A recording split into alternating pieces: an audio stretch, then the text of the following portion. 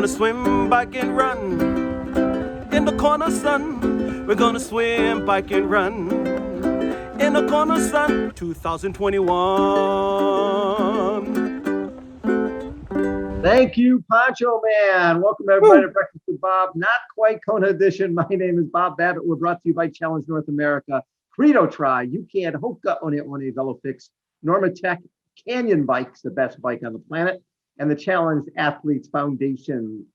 2 weeks ago, we sent out 3,038 grants totaling $5.1 million to keep challenge athletes in the game of life through sport. Our next guest, strong up-and-coming young triathlete, Daniel Bækkega, just coming off of winning Ironman 70.3 Dubai. How you doing, Daniel? I'm very good, Bob. Thanks for having me on the show, and it's good to see you again. Always a pleasure to see you. So talk a little bit about Dubai. You led the swim and 11th off the bike, and then you put together a 1:10 half marathon to win that thing. That's pretty impressive. Yeah, it was a good day on the office, that's for sure. Actually, since we spoke the last time, a lot of stuff have happened, and I ran into the coronavirus. So it was start January. So going to Dubai was kind of training had not been great, and it was just a learning experience for me. I went into the race just wanting to do a race because obviously there's not many races around, and it was actually only like 10 days before I decided I would try to give it a go, and then before the race I was very nervous about where I was because training had not really been that great post corona, and when you hit race mode, everything just goes how it goes under the race, and you go into kind of a zone where it's a bit difficult to describe, but I woke up when I hit the finish straight, and that was a pretty nice feeling to feel kind of overwhelmed of what you just did and accomplished. So that was a very nice experience. How bad was your case of coronavirus? I would say pretty bad. I had 3 days with 40 degrees fever. And then, it came very quickly. I felt very bad. And then afterwards, after the fever I had on the 4th day, I actually felt quite normal. But I had 5 weeks where, when I made lunch or breakfast, I had to take a nap of 40 minutes afterwards because it was so tough on the body. So I was actually in a pretty bad place because obviously you do not really know the effects of the coronavirus. And I thought well, can I even be an athlete afterwards? Because when you are feeling that way, you're thinking okay, if the lungs had any effect or would take damage, then I would be out of the game for sure.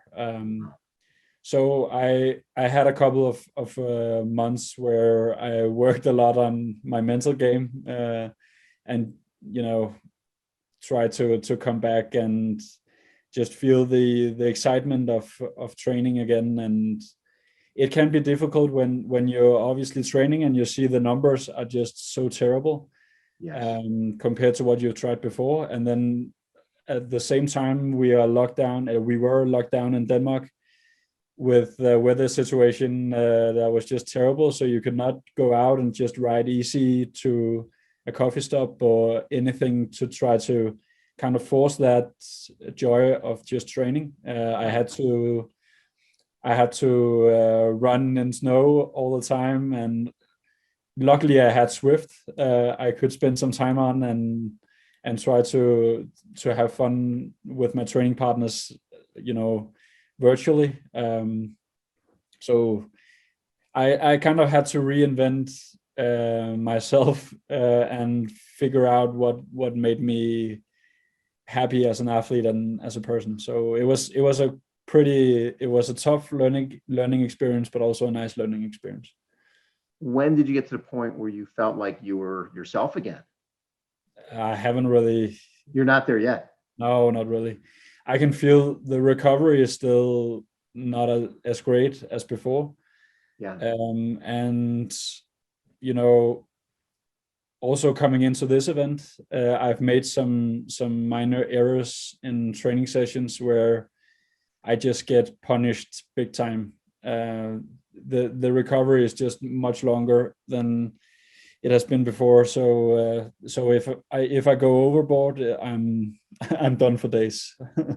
Well, I've heard that just the high heart rate all the time, and just it doesn't come down. And so exactly. When you went to the start line in Dubai, you must have been like, I don't know if I'm going to get through this thing. That was not in my head. I didn't think like that. But I just tried to put up some tasks I could kind of accomplish mid race and get the best out of myself on the day. And for the first time, I actually felt like I didn't really care if I got first or if I got 20th, as long as I accomplished those goals I had before the race. Like kind of challenge myself in another way. Then if I could manage that, I would be very happy and proud. And I did that, and I actually found that was the best part of racing in Dubai. Accomplish those small goals and win. And win. That was also cool. Win and run a 110 off the bike, and basically pass your 11th place off the bike. So you had to catch all those guys. Yeah. That must have. When did you catch the last person? It was actually pretty quickly. I was in a smaller group. A Swiss guy, Andrea, he had like 50 meters ahead of me. And we ran like that until the 15th kilometer, just separated a little bit, and I could see some small you on a half distance, if you it's between 15 and 18 kilometers, you kind of separate the men from the boys. You can exactly. And I could see at around 15 Ks he had some small signs that he was struggling. So I thought like, well, now I'm gotta go, and I went for it. Now, what are those signs when you're running next to somebody? Because I remember a coach telling me at one point, the natural thing is to think, oh my God, I know I'm hurting so bad, and that person looks so easy. And he told his athletes, listen, if they're running with you, they're hurting just as bad. Nobody's running with you, running easy. So you're running with somebody, and what do you sense? What are the tells? Well, you can always tell, like, the body rocking, and if they have stitches or kind of they're so it's small moments you just have to be aware of, but it tells that you are struggling big time. Right. Well, I remember Mark Allen telling me back in the day that he could tell, like, he's running with somebody, all the sweat buildup. Right? He's like, okay, have gone, they have lost a lot of salt. They've burned a lot of matches to stay with me, and I just need to be patient. Yeah, exactly. And that was also the case in Dubai, because we were running along the waterfront, and it was like 30 degrees. So obviously you also had to pace yourself, and otherwise, if you went out too quickly in the beginning, you would just get cooked at some point. And I think that was actually also a quite cool experience, that I could actually let him run away in the beginning, Sure. and then trust my own game plan and kind of end up with a victory. So before all this COVID stuff hits in 2019, you got to go to, I think it was your first Kona. Was that your first Kona? 2019? Yeah, it was. Yeah, and you get 15th, and then you get 16th at the Worlds, right? At the 70.3 Worlds. Yeah. So that's a pretty good end of the season. I'm guessing you probably weren't happy with that, but your swim, when you go to Nice and you swim 23 minutes and 1:11 for the run, that's cooking. And actually in both races, it's really the 4:37 bike in Kona and 2:28 in Nice. Those need to come down, but otherwise you're right there with the best in the world. But the fun thing is that actually it's not my bike that is the bike leg that's so terrible, as you point out there. Because in Nice I was caught up in I had a penalty, so I served 5 minutes penalty. Okay. And then in Hawaii I hit a pothole after 5 kilometers, and my extensions broke. So I kind of had to not lay in the extensions the whole way. Oh, you couldn't get in the arrow. No. And then all of a sudden I had to ride like 175 kilometers. Very on the hood. Oh my God. Wow. Okay. Yeah. So those times didn't make sense to me. I looked at them and I'm like, those seem too slow for you. Okay. Yeah. Now that makes sense. But so that leaves you in a position where what you need to do, because it's not often somebody comes in and they've got, you're podium for swim and podium for run, right? For both. Your first time in Kona and you run 2:49, you go sub 2:50. That's pretty impressive, especially when you rode without aero bars for 112 miles, 105 miles. Yeah, well, it's something for sure we've had to work a lot on my run, because I did some shorter distance beforehand, and it was always my run that was I was struggling with. Really? And then my coach is very good at not just, you could stare blind at your separate run times and say like, okay, that's what a lot of federations do, that, okay, if you cannot run 14:20, then right. On a flat 5K, then you'll not be a part of the good group. But people all of a sudden forget that it's a triathlon. It's not a run race. It's not a swim bike. It's it's cool that you can ride away from your competitors, but if you're not winning in the end, then what's the point? Exactly. And that's preparing for for triathlon and for what's coming later in the event that you're participating at. That's what my coach is very good at, kind of figuring out how to prepare me for what I have to do.